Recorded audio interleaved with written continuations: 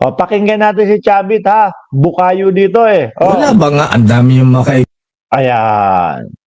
Yung iba sinasabi, oh. Boss Mark, makita ko lang ngayon ang pagmumukha ni Chavit Singson, ha? Bubwisit na ako, eh. Yung iba sinasabi, naku po, wala na, tapos na ang karera ni Chavit Singson.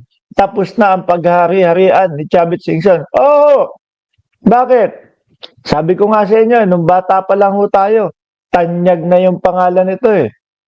Alam na yung pangalan nito, eh. Pag Chavit Singson, hindi mo pwedeng basta-basta gibain o hindi mo pwedeng basta-basta birahin yan dahil may kakalagyan ka. No, di po ba? Kinamulatan na natin yan, eh, lalo na yung mga batang 90s, batang 80s, batang mga ilan ba? Lahat tayo. Di ba? Chavit Singson, ay hindi pwedeng birahin yan. Hindi pwedeng basta-basta banatan yan. Bakit? May kalalagyan ka dyan. Ha?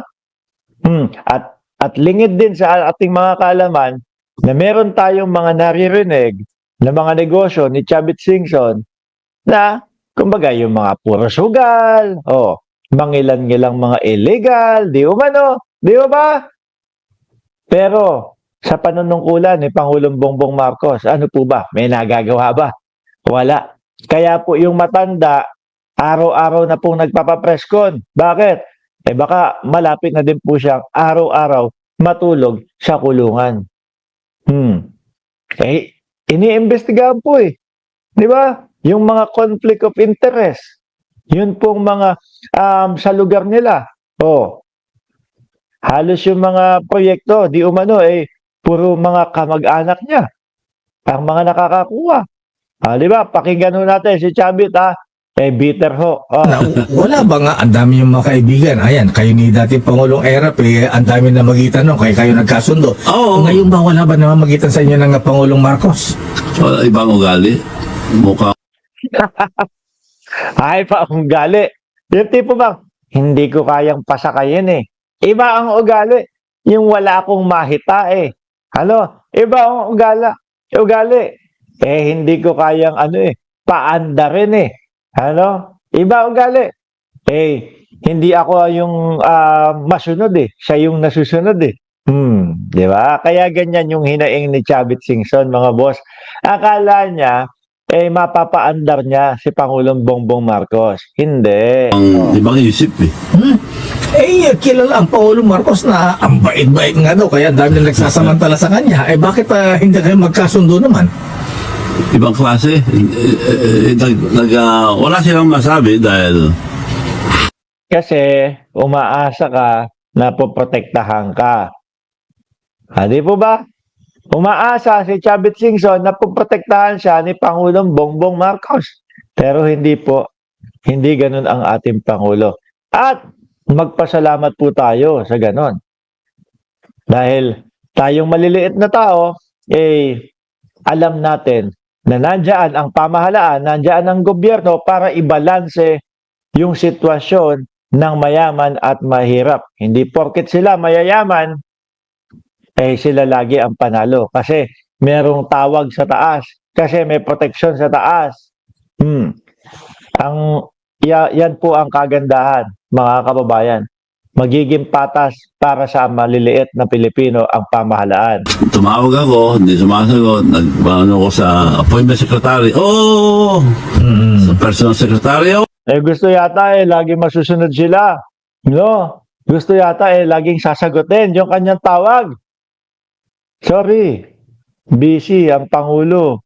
Busy ang gobyerno sa tunay na serbisyo. Hindi lang ho sa iilang tao na kagaya ni Chavit Singson. Di ba? Ako bahala. Lahat ang malapit. Teka lang, Manong. Teka lang. 3 taon ako parang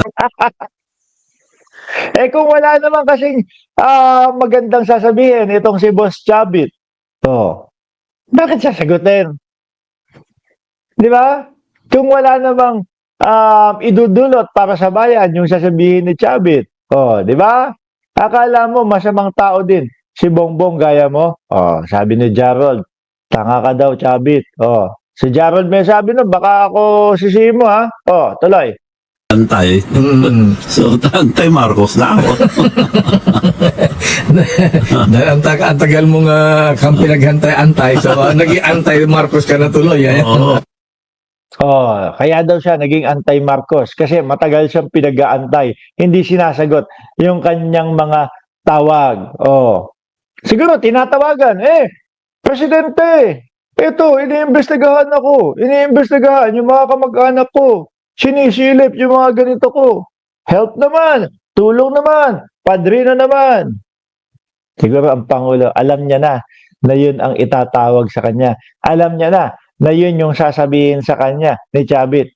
Huwag mo na sagutin niya. Bahala siya sa buhay nila. Sagutin nila yung iniimbestigahan sa kanila. Sagutin niya yung mga sinasabi sa kanila. Ganon. Hindi po ba? Kaya deadma, mga bossing. At para ho sa akin, itong pagiging patas ng Pangulo, patas ng gobyerno, ang panalo po dyan, tayo pong maliliit na mga Pilipino, mga bossing. Dahil hindi sila babakapan ng gobyerno, hindi din naman tayo babakapan ng gobyerno. Kumbaga, patas lang. Kung sino ang tunay na may mali, kung sino ang dapat managot, siya ang dapat managot. Di ba? Shoni M. Noses, Happy Halloween, Mark and all admin. Sabi ni Shoni M. Noses. Ngayon, alisin ko na si Chavit, alisin ko na si Tariela. Ngayon ho, mga kababayan, eto, painit na po tayo ng painit. No? Painit na po tayo ng painit, mga boss, chief, sir. Kaya po, ipasok na natin itong susunod nating tatalakayin. Painit ng painit, mga bossing, at nako, grabe ho, papangit ng papangit. Hoy, painit ng painit, at pangit pa ng pangit pa. Sino? Ito, nakita ko lang, isend sa atin itong picture na ito. Ano na nangyari dito kay Boss Roque? Anak ng tipaklo. Dati po, pinkish pa ho itong si Roque. Dati ho, malaporselana ang kutis nito Hindi ko alam. Roque, pasensya ka na ha. Ito din, bully din tong mga Team MR Biglang ipinasok etong natin. Kala ko kung ano yung seryoso, sabi ko pa naman, eto po, painit na ng painit yung ating tatalakayin.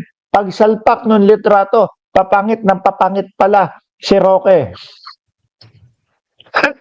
Hindi, anong kaya nangyayari? Peluka, sabi ni Tad Supnet, nagsusuklay ba ang peluka o sadyang ganun lang talaga? Ano sa tingin nyo? Peluka na to, yung suot niya? Parang no?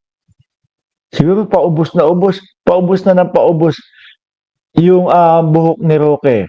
Panipis na ng panipis yung buhok ni Roque. No?